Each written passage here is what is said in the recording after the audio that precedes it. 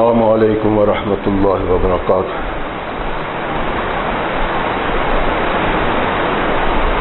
الحمد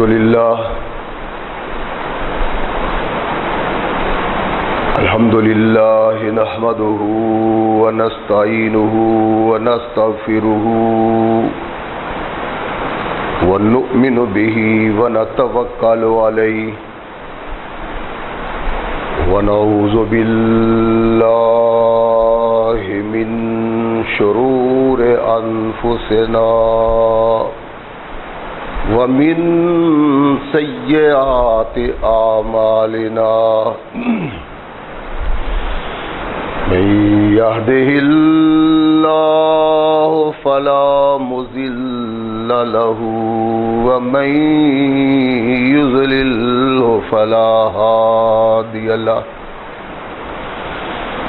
ونشهد أن لا إله إلا الله وحده لا شريك له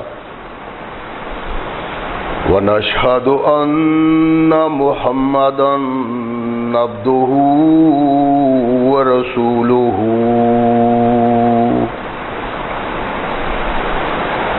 أما بعد فأحسن الحديث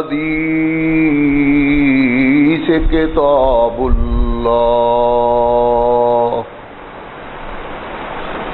وخير الهدي هدي محمد صلى الله عليه وسلم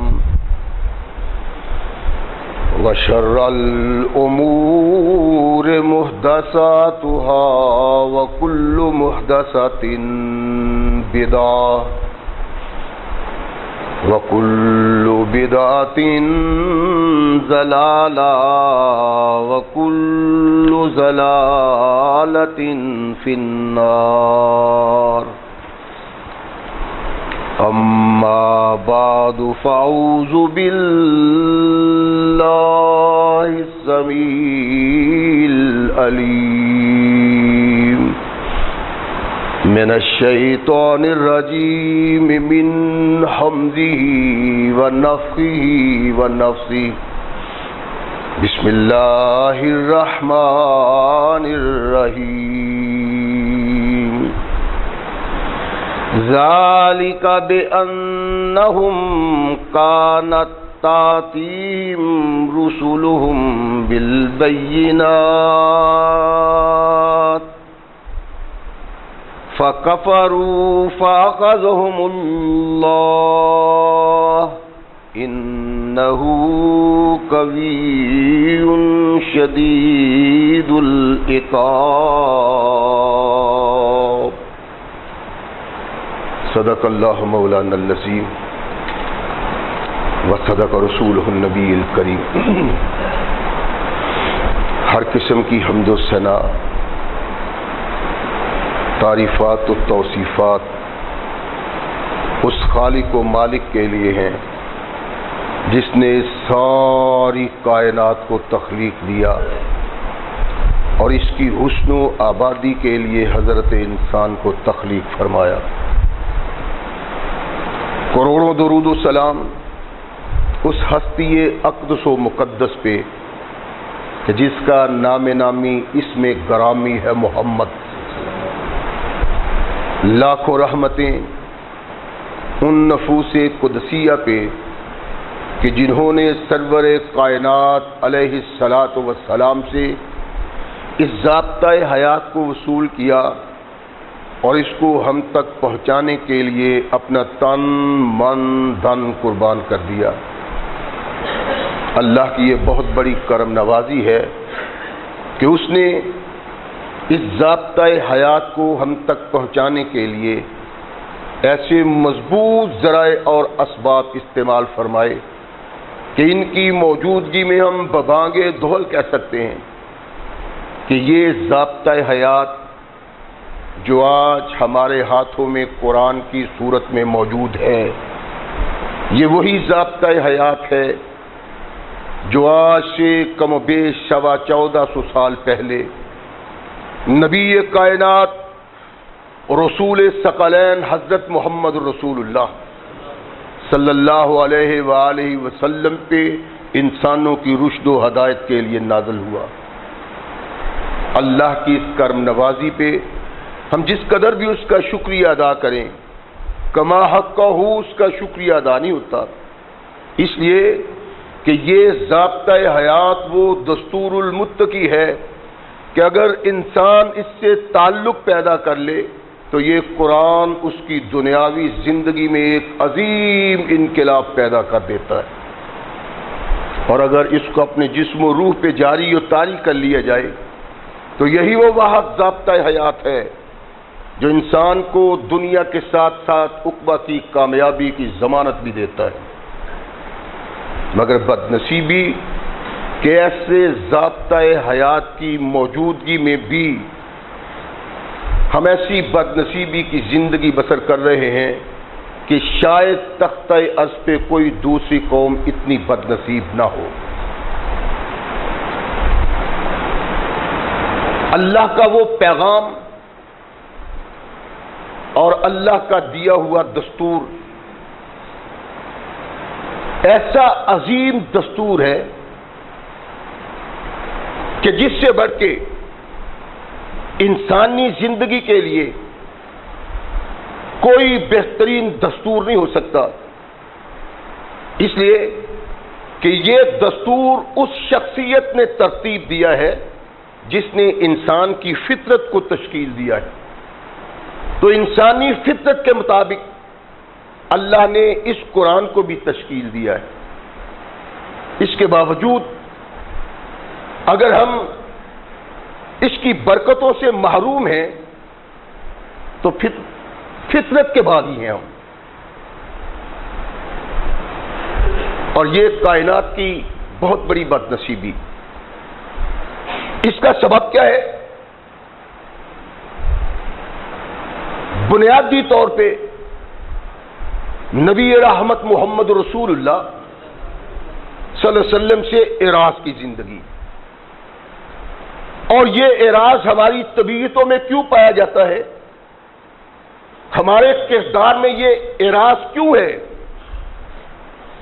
محض اس لیے کہ ہم اپنے آقا اور قائد سے آشنا نہیں۔ وہ کیسے آئے، کیوں کر آئے، آنے کا سبب کیا تھا، اور نبی رحمت محمد رسول اللہ صلی اللہ علیہ وسلم نے زندگی بسر کیسے کی، اس سب کو جاننے کے لیے تھوڑی سی محنت، تگو دو اور مشقت کی ضرورت ہے، لیکن اتنی بھی نہیں کہ انسان پریشان ہو جائے۔ مگر بدنصیبی کہ ہم تھوڑا وقت بھی دینے کے لیے تیار نہیں۔ اللہ کے نبی محمد رسول اللہ صلی اللہ علیہ وسلم اس جہان میں ان کا تعلق اللہ سے جوڑنے کے لیے آئے، اور محمد رسول اللہ نے یہ کردار اتنے احسن طریقے سے سر انجام دیا کہ شاید کوئی شخص جس پہ ذمہ داری لگائی جائے وہ اس ذمہ داری کو اس احسن طریقہ سے نبھا سکے۔ اس کو دیکھنے کے لیے ہمیں تاریخ اسلام کو جھانکنا پڑتا ہے، کردار مصطفیٰ سے آگاہی کے لیے ہمیں حدیث مصطفیٰ کی مطالعہ کی ضرورت پڑتی ہے۔ اسلام کیا ہے، اس کو جاننے کے لیے قرآن سے آگاہی کی ضرورت ہے۔ مگر ہماری بدنصیبی یہ ہے کہ ہم جس کو سمجھنے کے پابند تھے اس سے اتنی دور چلے گئے ہیں کہ اس کے قریب آنا بہت مشکل نظر آتا۔ لیکن یہ ایک حقیقت ہے کہ اس کے بغیر چارہ کار نہیں۔ اللہ کا قرآن اور محمد رسول اللہ کا کردار، دو ہی چیزیں ایسی ہیں جن سے وابستہ ہو کے انسان باوقار زندگی بسر کر سکتا ہے۔ اور کردار مصطفیٰ وہ ہے جس کو خاص اللہ نے تشکیل دیا ہے کہ اس کو اپنا کے، اس کا مطالعہ کر کے ہم اپنے آپ کو اس کالم میں ڈھالنے کی کوشش کریں۔ نبی رحمت علیہ الصلوۃ والسلام نے وہ کردار جو ان کو دیا گیا اس احسن طریقے سے سر انجام دیا ہے کہ کوئی انسان عقل و شعور رکھتا ہو یا نہ، اس کی طرف بڑھے گا، وہ عقل بھی پائے گا، فہم بھی پائے گا، وہ فراست بھی پائے گا، اور کما حق کا ہو اس سے آگاہ بھی ہو سکتا ہے۔ کردار مصطفیٰ ہم اس پہ نگاہ ڈالتے چلے آ رہے ہیں کہ نبی رحمت محمد رسول اللہ صلی اللہ علیہ وسلم نے اس کائنات میں انسان کی رہنمائی کس انداز سے کی ہے، اور اللہ کے نبی کا کردار کیا ہے۔ نبی جب قوم کی رہنمائی کے لیے آتا ہے تو کچھ اس کی پہچان ہوتی جس سے وہ پہچانا جاتا ہے۔ میں نے پچھلے 2 خطبات جمعہ میں عرض کیا تھا کہ اللہ کے نبی محمد رسول اللہ کی آمد، اس کا چرچا، اس کا تذکرہ زمین میں بسنے والے ہر قوم میں تھا، اور پھر ہم نے آقا کائنات کے کردار پہ نگاہ ڈالی تو ہمیں احساس ہوا کہ ہمارے آقا، ہمارے قائد محمد رسول اللہ وہی شخصیت ہیں جن کا تذکرہ ہر مقدس آدمی کرتا چلا آ رہا، اور پھر کونین کے آقا، ثقلین کے تاجدار محمد رسول اللہ صلی اللہ علیہ وسلم کو ایسی بینات سے اللہ نے بھیجا کہ بینا تو بینا، نابینا بھی اس کو پا کے سمجھ سکتا ہے کہ محمد اللہ کے رسول ہے۔ ایک کردار محمد رسول اللہ کا، دنیا میں زندگی بسر کرنے کا ایک عظیم شاہکار جو اپنے منہ سے بولتا ہے کہ محمد اللہ کا ایسا محبوب ہے کہ اس سے کوئی انسان انکار نہیں کر سکتا۔ نبی رحمت علیہ الصلوۃ والسلام اس دنیا کی طرف آئے، اللہ نے ایسے معجزات ان سے وابستہ کیے، ایسی چیزیں ان سے سرزد ہوئی کہ ان کی موجودگی میں محمد رسول اللہ کی ذات کے انکار کی گنجائش نہیں۔ معجزات اللہ نے ہر آنے والے نبی کو دیے، کوئی نبی ان معجزات سے خالی نہیں۔ معجزہ ہے کیا؟ ایک ایسی دلیل جو اللہ نبی کے دامن سے وابستہ کرتا ہے، جو اس سے سرزد ہوتی ہے، اور وہ ایسا عمل ہوتا ہے، ایسا کام ہوتا ہے، ایسی بات ہوتی ہے کہ اس کے معاشرہ میں رہنے والے لوگ وہ کام نہیں کر سکتے جو آنے والا رسول کرتا ہے۔ رسول کا کردار، رسول کے افعال اور رسول کی رہنمائی اس انداز سے ہوتی ہے کہ کوئی دوسرا انسان اس کی طاقت ہی نہیں رکھتا۔ اللہ نے ہر آنے والے نبی کو لوگوں میں متعارف کرانے کے لیے اور یہ بات لوگوں کو سمجھانے کے لیے کہ یہ اللہ کا محبوب ہے، ایسے اجازات سے اپنے نبیوں کو نوازا ہے۔ ہم اگر غور کریں اور ایک نگاہ ڈالیں اپنے ماضی میں تو ہمیں ایک عظیم نبی موسیٰ علیہ السلام نظر آتے ہیں جن کا قوم سے ٹاکرا ہے، اور ایسی قوم سے جس میں بڑے بڑے دانا، بڑے بڑے ذہین اور بڑے بڑے فطین لوگ پائے جاتے ہیں جنہیں جادو پہ عبور حاصل ہے۔ وہ لوگوں کی آنکھوں میں ایسے علم سے ان کو مسخر کرتے ہیں کہ جو چاہتے ہیں انسانوں کو دکھاتے ہیں، اور یہ جادو موسیٰ علیہ السلام کی زندگی میں کمال تک پہنچا ہوا۔ اللہ نے موسیٰ علیہ السلام کو ان معجزات سے نوازا جن کا جواب اس دور کے عظیم جادوگروں کے پاس نہیں تھا، بلکہ مصر کے تمام بڑے بڑے جادوگروں کو اکٹھا کیا اور موسیٰ علیہ السلام کے سامنے کھڑا کیا۔ موسیٰ علیہ السلام اللہ نے جو معجزہ دیا، دنیا کے عظیم سے عظیم تر بھی جادوگر اس کے سامنے ٹھہر نہیں سکے، بلکہ انہوں نے ایمان کا اظہار کیا کہ یہ جادو نہیں بلکہ ایسا علم ہے جو ایک خاص انسان کو اللہ خاص تحفے دیتا ہے۔ عیسیٰ علیہ السلام کے دور میں حکمت عروج پہ تھی، یہاں تک کہ مرنے والا آخری سانس لے رہا ہے، حکیم اس کے منہ میں ایک قطرہ آب ٹپکاتا ہے تو آخری سانس لینے والا انسان آنکھیں کھول دیتا ہے اور اٹھ کے بیٹھ جاتا ہے۔ ایسے حکمت بڑے دور میں اللہ نے عیسیٰ علیہ السلام کو بھیجا اور ایسا معجزہ دیا جس نے تمام حکماء کو ناکام اور عاجز کر دیا۔ تم مرنے والے سانس لینے والے آدمی کے منہ میں قطرہ ڈال کے اس کو نئی زندگی بخشتے ہو۔ اللہ نے کہا میرا محبوب ایسا ہے کہ مر جانے والا روح پرواز کر جاتی ہے، اس کو کم بِإِذْنِ اللہ کہہ کے اٹھا دیتا ہے۔ یہ کمال کے معجزہ تھے، لیکن نبی رحمت محمد رسول اللہ صلی اللہ علیہ وسلم کو جو معجزات دیے گئے ہیں، ان معجزات کا اگلی تقابلی جائزہ لیا جائے انبیاء سے تو ایسے معجزات اللہ نے کسی دوسرے کو نہیں دیے۔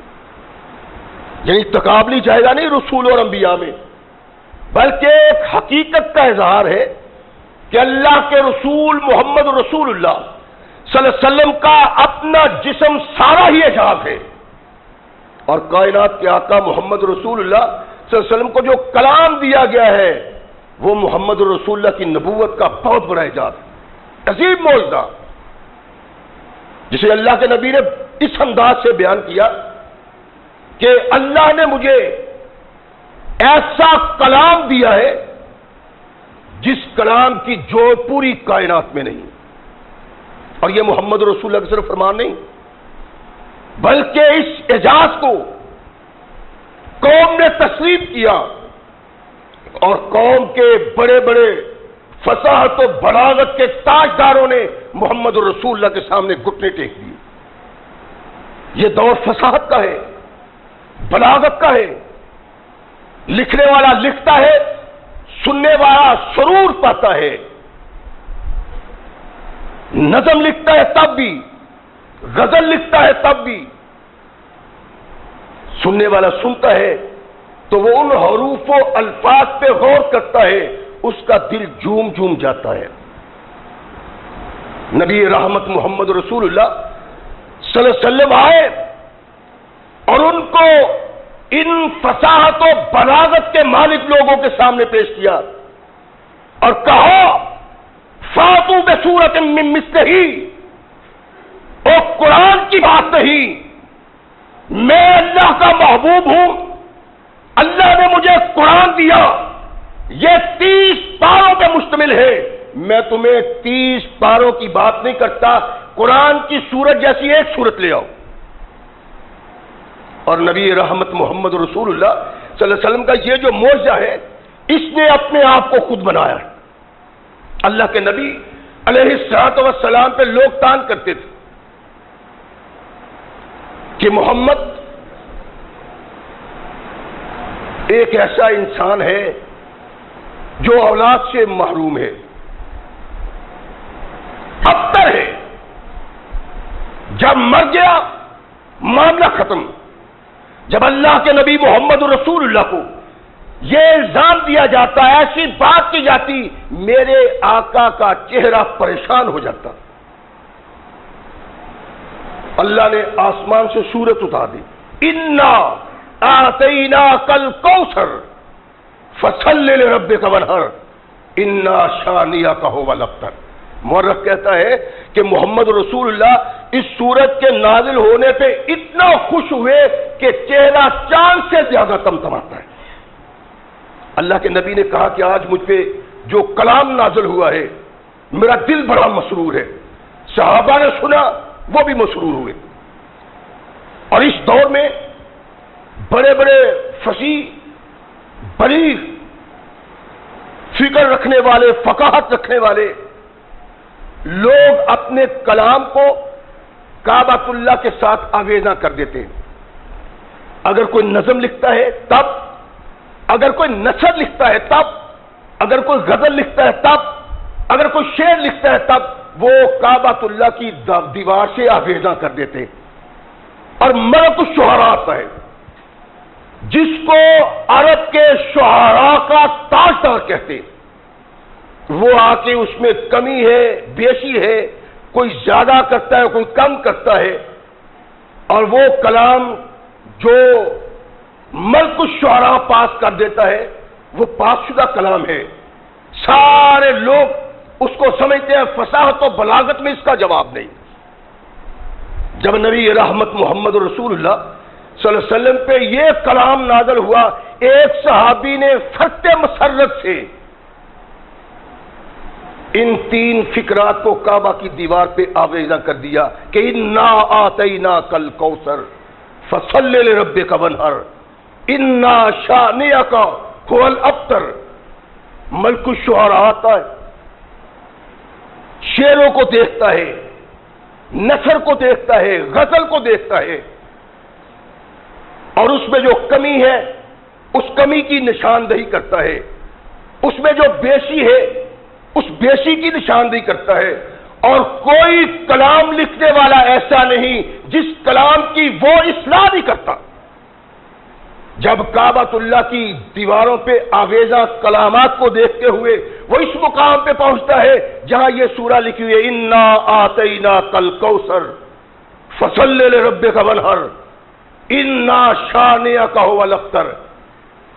قادر الکلام، فصاحت و بلاغت کا تاجدار، جس کی تصدیق سے شاعر شاعر بنتا ہے اور نثر نگار بنتا ہے، وہ ملک الشعراء دیکھتا ہے. اس کو پڑھتا ہے انا آتیناک الکوثر فصلی لربک وانحر انا شانئک هو الابتر. اپنے ہونٹوں پہ اپنا وہ قلم رکھ لیتا ہے جس کی نوک سے شعر کا پلک سنوارتا ہے اور نثر کی خوبصورتی بناتا ہے. وہ اپنے ہونٹوں پہ رکھے کھڑا ہوتا ہے. 1 بار پڑھا، 2 بار پڑھا، 3 بار پڑھا، اور پھر لکھتا ہے ما ھذا قول البشر. یہ تو انسان کا کلام ہی نہیں، اس میں غلطی کیا ہو سکتی. اللہ نے قرآن محمد رسول اللہ کو دیا اور ارشاد فرمایا میرے محبوب اس تمہارے معجزہ کا کائنات میں کوئی دوسرا انسان مقابلہ نہیں کر سکتا. اور یہ حقیقت ہے. اس کا مقابلہ کرنے کے لیے ان لوگوں نے ایڑی چوٹی کا زور لگایا، بڑے بڑے فصاحت و بلاغت کے نام ان کو اکٹھا کیا. سب کوشش کے باوجود اپنے قلم کو پھینک دیتے ہیں کہ جو محمد کا کلام ہے اس کلام کا مقابلہ ہو ہی نہیں سکتا. یہ معجزہ اللہ نے محمد رسول اللہ کو دیا ہے. ایسا معجزہ کائنات میں کوئی اور. اس کو علمی معجزہ کہتے ہیں اور ایک عملی معجزہ ہوتا ہے. یہ عملی معجزات محمد رسول اللہ کے وجود کے ساتھ اتنے وابستہ ہے کہ ان کو شمار ہی نہیں کیا جا سکتا. کوئی کہتا ہے سینکڑوں کی تعداد میں، کوئی کہتا ہے ہزاروں کی تعداد میں، کوئی 2000 کہتا ہے، کوئی 3000 کہتا ہے. یعنی اتنے معجزات محمد رسول اللہ کی ذات سے وابستہ ہے کہ کسی دوسرے نبی کو اتنے معجزات اللہ نے دیے ہی نہیں.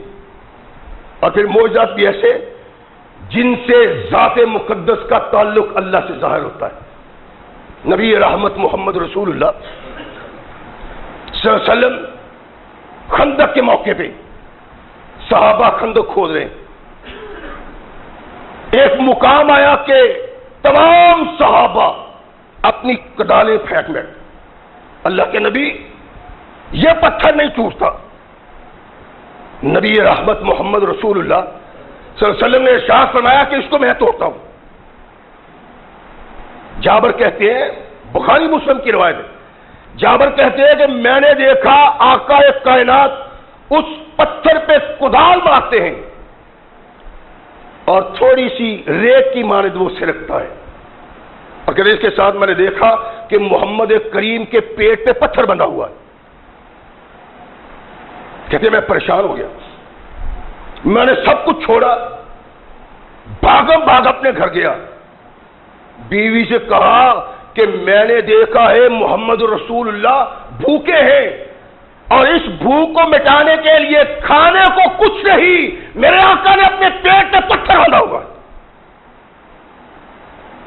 تو پھر کہنے لگا تیرے پاس کچھ ہے؟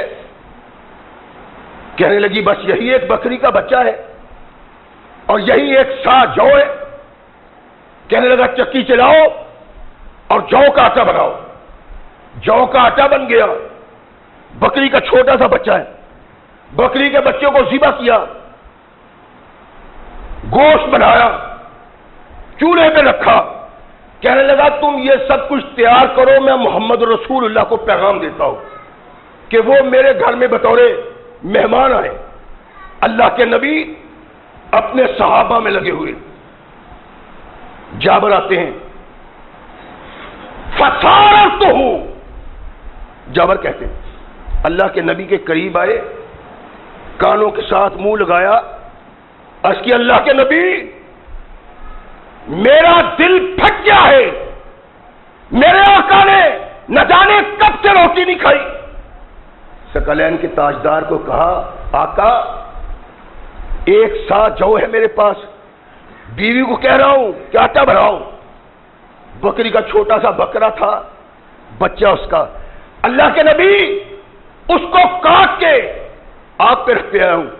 اللہ کے نبی آپ آ جائیں اور اپنے ساتھ کچھ اپنے ساتھی لے لائیں، دو چار جو قریبی ساتھی ہے، ایک ساتھ جو ہے بکری کا چھوٹا، بکری وہ نہیں جو ہماری دیسی ہوتی ہے بلکہ یہ چھوٹی بکریاں اس علاقے میں اس سے بھی چھوٹی ہوتی، اس کا بچہ۔ تو اللہ کے نبی آ جائیں۔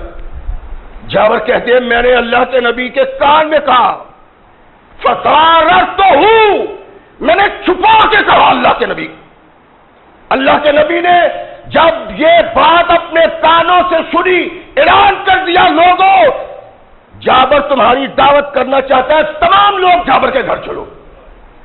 جابر کہتے ہیں میں سن کے پریشان ہو گیا کہ اب کیا بنے گا۔ میں دوڑ اپنی بیوی کے پاس آیا، سانس پھولی ہوئی ہے، متفکر چہرہ۔ بیوی نے دیکھا کیا ہوا ہے، کہنے لگا کام تو خراب ہو گیا۔ کیا؟ کہنے لگا کہ میں نے اللہ کے نبی کو دعوت دی تھی، انہوں نے سارے لوگوں کو دعوت دے دی۔ کیوں؟ تو نے دعوت اس طرح سے دی تھی؟ نہیں، فَصَارَرْتُهُ، میں نے تو چپکے سے ان کے کانوں میں کہا تھا، اور یہ کہا تھا چند ساتھی، انہوں نے تمام صحابہ کو کہا۔ بیوی بھی مومن تھی نا، کہنے لگی بھئی تجھے پریشانی کی کیا ضرورت ہے، جانے نبی اور اس کا اللہ، کہا اس نے ہے وہ جانے یا وہ جانے۔ اللہ کے نبی تشریف لائے، ثقلین کے تاجدار نے کہا جابر کی بیوی کو کہ جو آٹا گوندا ہوا ہے اس کو شروع نہ کرنا اور ہنڈیا کو چولہے سے نہ اتارنا۔ نبی کائنات محمد رسول اللہ صلی اللہ علیہ وسلم تشریف لاتے ہیں، صحابہ ساتھ، کونین کے آقا نے اس آٹے میں اپنا لعاب دہن رکھا اور ہنڈیا میں بھی ڈالا۔ ارشاد فرمایا ہنڈیا کو اتارنا نہیں اور آٹے سے رومال نہ اٹھانا، روٹیاں پکانے والی ساتھ بلا لو، تم روٹیاں پکاؤ، صحابہ کھائیں گے۔ جابر کہتے ہیں اللہ کی قسم میری بیوی اور دوسری اور روٹیاں پکاتی رہی، گوشت ڈال کے دیتی رہی، تمام صحابہ نے 1000 صحابہ 1 سا گیہوں اور 1 بکری کا بچہ، کہا سارے لوگ روٹی کھا کے فارغ ہو گئے۔ 3 دن تک صحابہ محمد رسول اللہ بھوکے خندق کھول رہے تھے، اتنے سے کھانے پہ ٹوٹ پڑی، سارے صحابہ کھا کے سیر ہو گئے، پیٹ بھر کے کھایا۔ جابر کہتے ہیں اللہ وحدہ لا شریک کی قسم نہ آٹے میں کوئی کمی آئی اور نہ گوشت میں کوئی کمی آئی۔ ثقلین کے تاجدار محمد رسول اللہ صلی اللہ علیہ وسلم کے ہر قدم پہ اللہ نے باشکاف طور پہ کہا، اس کا اٹھنے والا ہر قدم اس بات کا شاہد ہے کہ محمد کا خاص اس کے اللہ سے تعلق ہے۔ یہ اجازات ہیں جن اجازات سے اللہ کے نبی کی نبوت کو اللہ ثابت کرتا ہے اور چیلنج بن جاتا ہے معاشرے کے لیے۔ ہے کوئی جو محمد کے اس کمال کا سامنا کرتا ہو؟ اور جو کمال محمد رسول اللہ نے دکھائے ہیں، کائنات میں کوئی انسان اس وقت سے لے کر آج تک اور آدم سے لے کر قیامت تک انسان پیدا نہیں ہوگا وہ کردار پیش کر سکے جو محمد رسول اللہ نے کردار۔ اللہ کے نبی علیہ الصلوۃ والسلام کا کردار ہی کونین کے آقا ثقلین کے تاجدار محمد رسول اللہ صلی اللہ علیہ وسلم مکہ آئے ہیں کہ مجھے خواب میں نظر آیا ہے ہم کعبۃ اللہ کا طواف کر رہے ہیں، لیکن حدیبیہ کے مقام پہ مکہ والوں نے روک دیا، نہیں، طواف آپ کو نہیں کرنے دیا جائے گا۔ او بھلے لوگوں، او ہم اللہ کا گھر دیکھنے کے لیے آئے ہیں اور تمہارے آبا اس بات کے شاہد ہے کہ اللہ کے گھر سے نہ تم بیگانوں کو روک سکتے ہو نہ اپنوں کو روک سکتے ہو۔ ہم تو کعبۃ اللہ کا دیدار کرنے کے لیے، اس کے علاوہ کوئی دوسری بات نہیں جی۔ جابر کہتے ہیں کہ کتنے دن وہاں ٹھہرے رہے، یہاں تک کہ پانی ختم ہو گیا۔ صحابہ پریشان ہیں، نہ جانوروں کے لیے پانی نہ انسان کے لیے پانی۔ ان کی پریشانی اتھاہ کو پہنچی ہوئی۔ اللہ کے نبی کے پاس آئے، نبی ایک کائنات کے پاس ایک برتن ہے، اللہ کے نبی اس برتن سے وضو کر رہے ہیں، صحابہ پاس ہیں، متفکر صحابہ، پریشان صحابہ، کیا بات ہے؟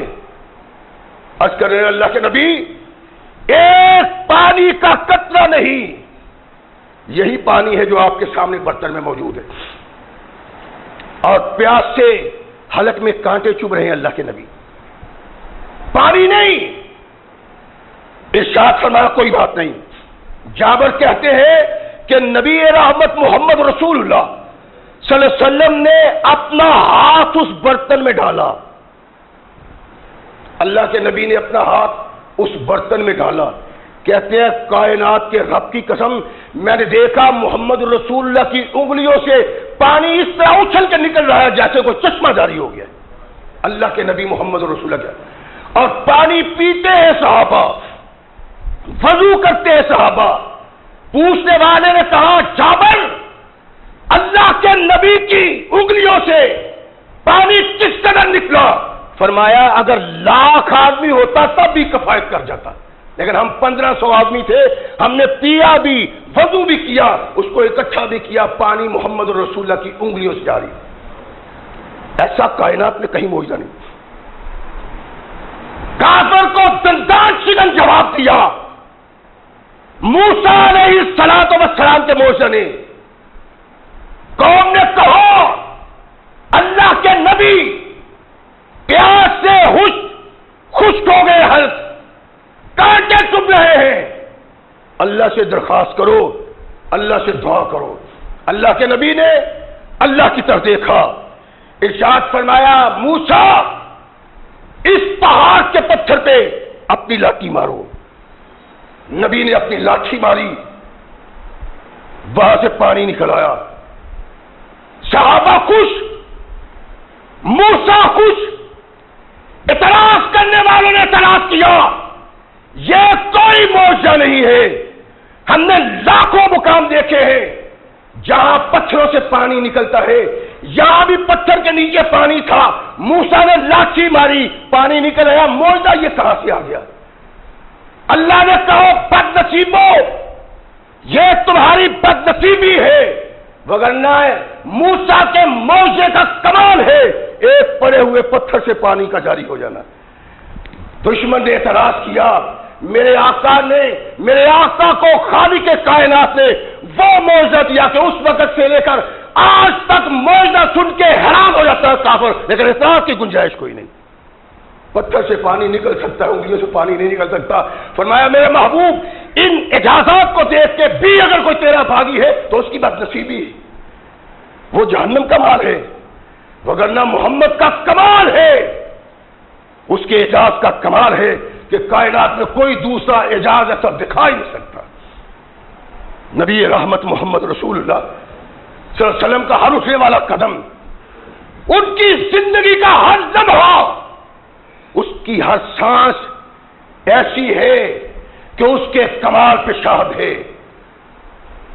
اس کی عظمت پہ شاہد ہے، اس کے وقار پہ شاہد ہے، اس کے عظیم ہونے کی دلیل ہے۔ نبی رحمت محمد رسول اللہ صحابہ کو قرآن سناتے، اللہ کی توحید سناتے،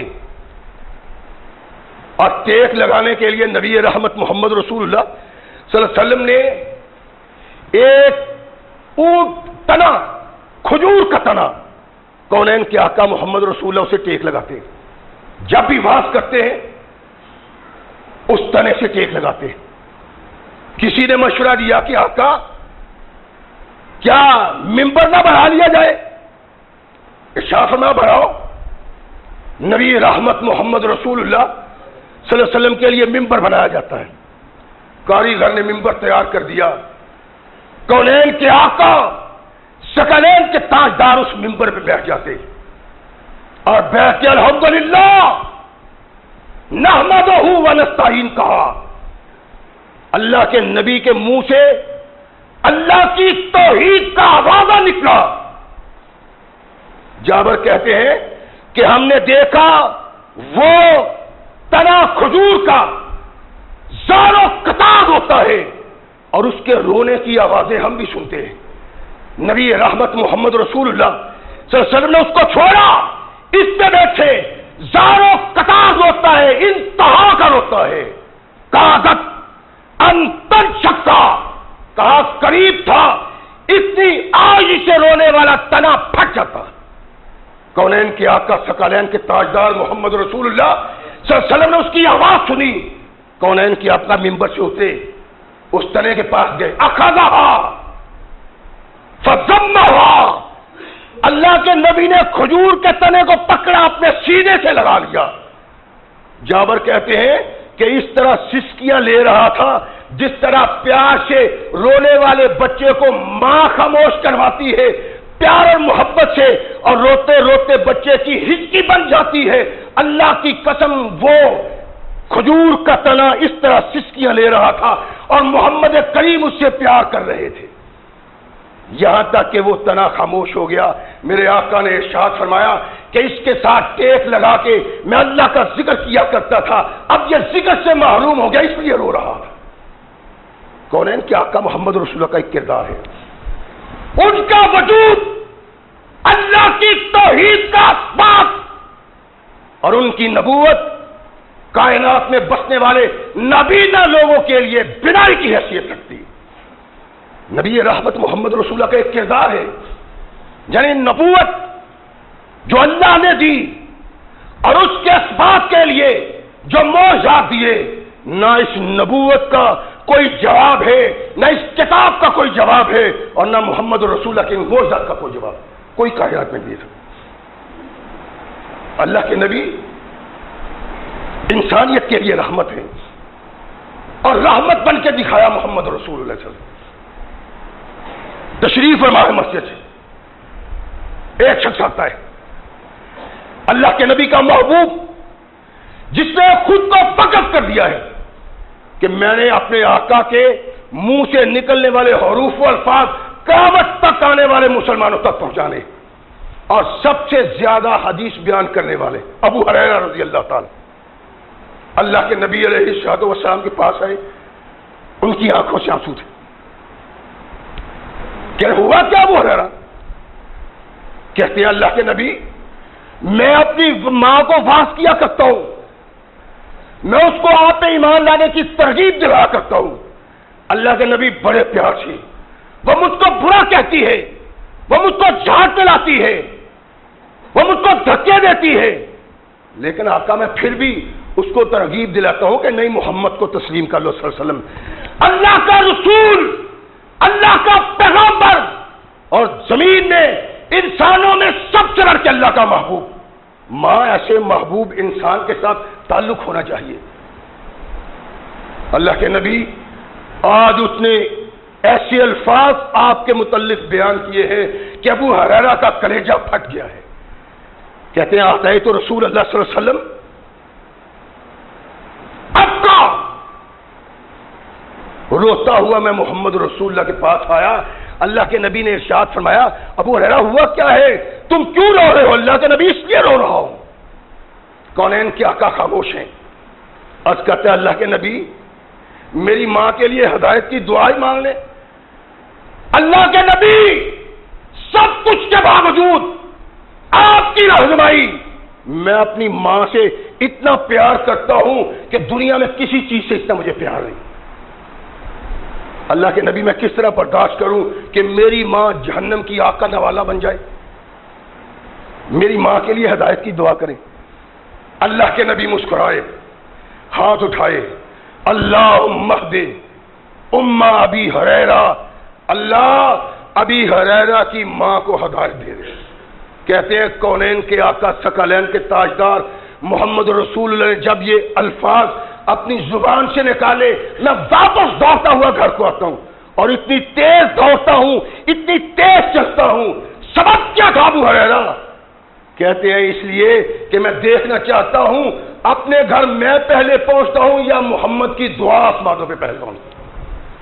کہتے ہیں میں گھر گیا, کنڈی کھٹکھٹائی, ماں نے کہا ابو ہریرہ ٹھہر جاؤ. میں نے دیکھا کہ احساس ہوا کہ ماں نہا رہی ہے.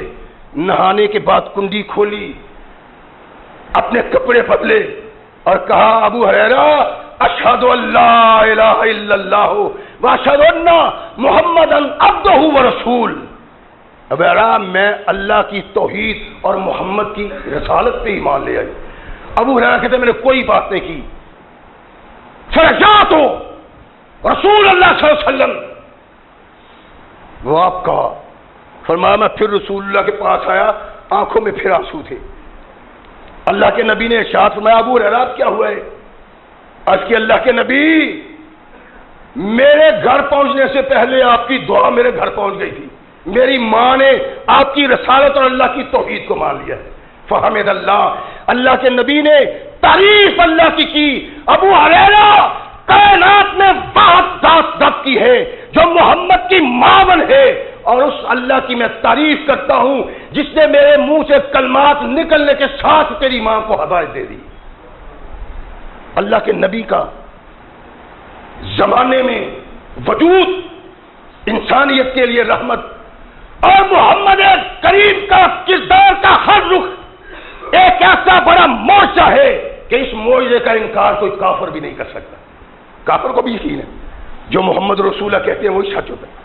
اللہ کے نبی بیٹھے ہوئے, آسمان سے ایک سورت آ گئی, تبت یدا ابی لہب وتب ما اغنا عنہ مالہ وما کسب.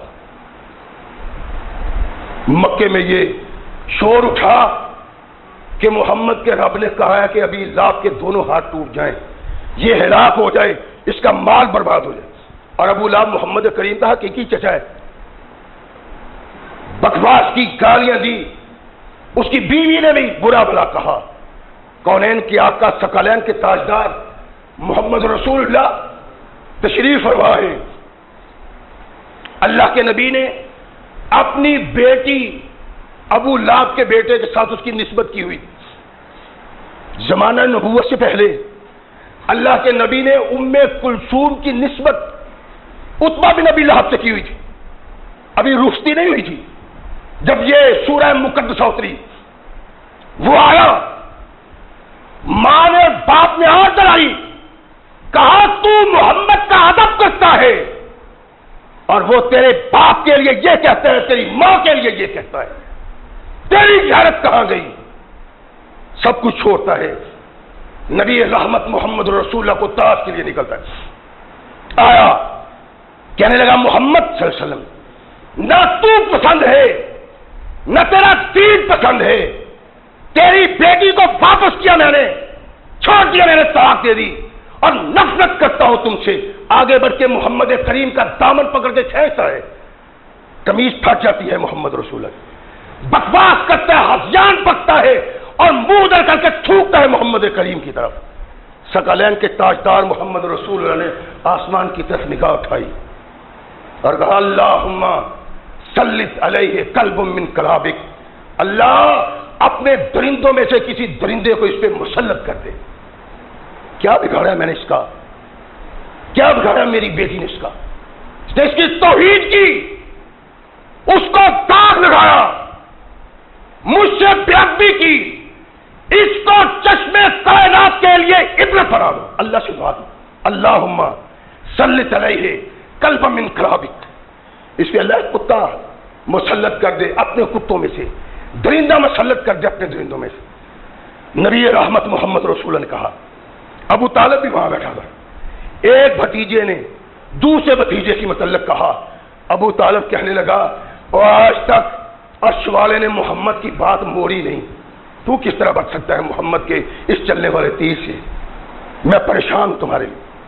وقت گزر گیا، لمحات گزر گئے، شام کے لیے قافلہ تیار ہو رہا ہے. ابو لہب ساتھ ہے. عتبہ نے بھی زور دیا کہ بابا میں نے بھی جانا ہے. وہ نہیں بیٹا، میں جانا ہے. چلو پھر چلتے ہیں. جنگل کے قریب پہنچے، تاریکی چھا گئی. چلو ڈیرا یہیں لگا لو. پورا قافلہ ڈیرا وہاں لگا لیتے ہیں. بجلی کے چمکنے کی مانند اس کے دماغ میں ایک خیال آتا ہے.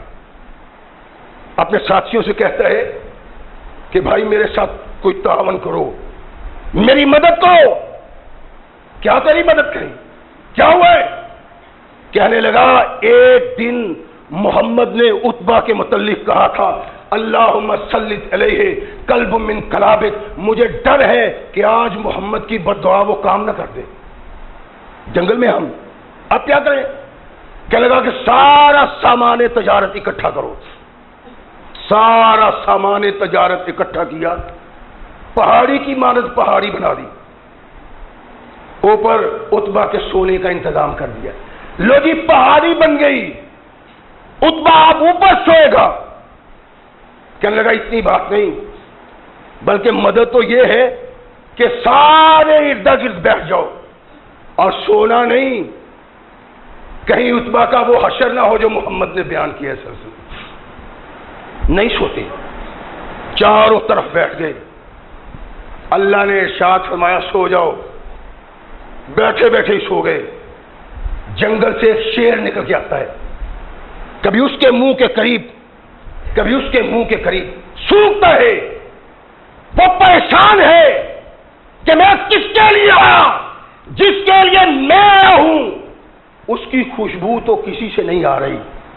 اوپر دیکھتا ہے، وہ چھلانگ لگا کے اس پہاڑی پہ چڑھ جاتا ہے جو مال تجارت سے بنی ہوئی ہے. عتبہ لیٹا ہوا ہوتا ہے، آگے بڑھ کے زور سے زناتے کا تھپڑ مارتا ہے اس کے سینے میں اور سینے کو چاک کر کے رکھ دیتا ہے. چیخ آئی، لوگ اٹھے، اس نے چھلانگ لگائی، چلا گیا جنگل میں. لوگ اوپر اٹھ کے دیکھتے ہیں، دیکھا کہ اس کا سینہ پھٹا ہوا ہے اور منہ کھولے ہوئے وہ پڑا ہوا ہے. محمد رسول اللہ صلی اللہ علیہ وسلم کے منہ سے نکلنے ہوئے الفاظ ان کفار کے منہ پہ زناچے کا تھپڑ تھا جو ایسے معجزات بھی دیکھ کے محمد رسول اللہ کے باقی زندگی میں کرتا. کونین کے آقا ثقلین کے تاجدار محمد رسول اللہ جس طرح لوگوں کی اچھائی اور بھلائی کے لیے اپنے اللہ سے مانگتے تھے، ایسے ہی ایسے بد نصیبوں کے لیے جو ان مظلوموں پہ ظلم و ستم کے پہاڑ توڑتے تھے، جو محمد رسول اللہ صلی اللہ علیہ وسلم کی جو بے عزتی کرتے تھے، کائنات کے آقا ثقلین کے تاجدار محمد رسول اللہ ان کے لیے بد دعا کے الفاظ بیان کرتے تو اللہ انہی الفاظ کے ساتھ اس نقشے میں رنگ بھرتے دکھا. یہ تھا محمد رسول اللہ کا کتاب، یہ تھا اعجاز محمد رسول اللہ صلی اللہ علیہ وسلم. اور قدم قدم پہ محمد رسول اللہ کے ساتھ ایسے اعجازات وابستہ ہے. نبی رحمت علیہ الصلوۃ والسلام منبر رسول پہ قحط پڑ گیا، بڑا سخت قحط، لوگ پریشان. اللہ کے نبی منبر پہ کھڑے ہیں، ایک شخص اعرابی کھڑا ہوتا ہے، انس کہتے ہیں کہ دیہاتی شخص کھڑا ہوتا ہے، کہتا ہے اللہ کے نبی مال و اسباب تباہ ہو گئے، آل اولاد ہلاک ہو گئی، بارش نہیں پڑتی اللہ کے نبی، کہاں جائیں؟ رب کے دربار میں دامن پھیلائیں، اللہ سے مانگیں، وہ سب کچھ دیتا ہے۔ مگر آقا آج بادل نہیں برس رہے، چاروں طرف قحط ہی قحط ہے، کس کے دامن کو پکڑیں؟ اپنے اللہ سے دعا کیجئے، اللہ ہمارے ساتھ نرمی کا سلوک کرے۔ اللہ کے نبی آپ کی زبان سے اگر ہمارے لیے الفاظ نکلیں گے تو امید کامل ہے اللہ اپنی رحمت سے ہمیں نواز دیں گے۔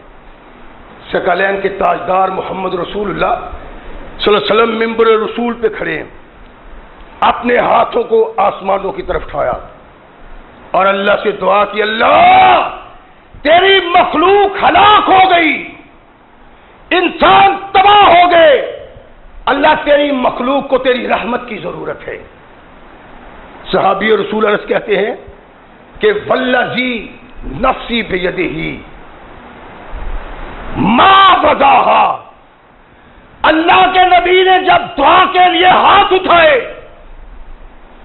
دہتا ہوا سورج، آگ برساتا ہوا سورج، نصف النہار سے سورج، اللہ کے نبی ہاتھ اٹھاتے کہتے ہیں کہ اللہ کی قسم والذی نفسی بیدہ، اس اللہ کی قسم جس کے قبضہ اختیار میں میری جان ہے، ما وضعہا، ابھی اللہ کے نبی نے ہاتھ نیچے نہیں گرائے تھے کہ میں نے دیکھا پہاڑوں جتنے بادل ہر طرف سے اٹھ کے آ رہے اور مدینہ کی وادی پہ چھا رہے۔ نبی رحمت محمد رسول اللہ صلی اللہ علیہ وسلم نے دعا کی، ہاتھ پھیلائے، اعجاز محمد رسول اللہ ہے کہ ثقلین کے تاجدار محمد رسول اللہ کے ابھی ہاتھ واپس زمین پہ نہیں آتے کہ آسمان پہ بادل چھا جاتے، اور کہا ثم لم ينزل عن منبرہ حتی رأیت المطر یتحاذر علی لحیتہ، ابھی اللہ کے نبی منبر سے نہیں اترے تھے کہ بارش کے قطرات محمد رسول اللہ کی داڑھی سے ٹپکتے ہوئے میں نے دیکھا۔ کونین کے آقا محمد رسول اللہ کا یہ انداز، کائنات کے آقا کے یہ معجزات ساری کائنات کو مسحور کر رہے ہیں اور اس بات کے لیے مجبور کر رہے ہیں کہ اس بات کو تسلیم کرو، ساری کائنات کا رہنما اور رب کا منتخب، قیامت تک آنے والے انسانوں کا رسول محمد ہے صلی اللہ علیہ وسلم۔ یہ اجازت اللہ نے کسی کو نہیں دی۔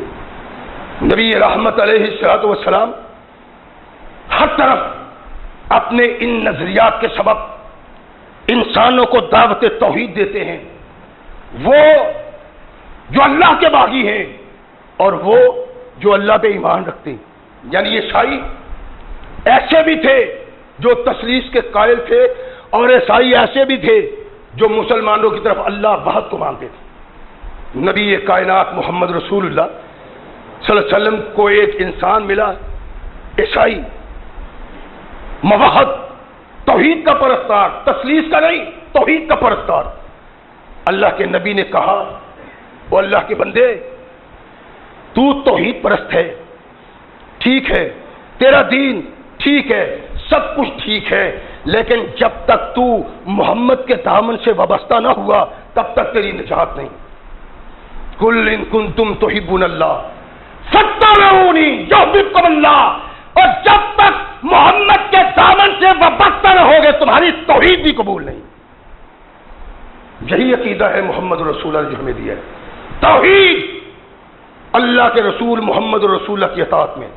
ثقلین کے تاجدار ارشاد فرماتے ہیں کہ کیا فرق پڑتا ہے، اللہ کی توحید کا تو قائل ہے، محمد کی رسالت کو بھی ماننے۔ صلی اللہ علیہ وسلم مسکرایا، کہنے لگا محمد مجھے یقین نہیں کہ تو اللہ کا رسول ہے۔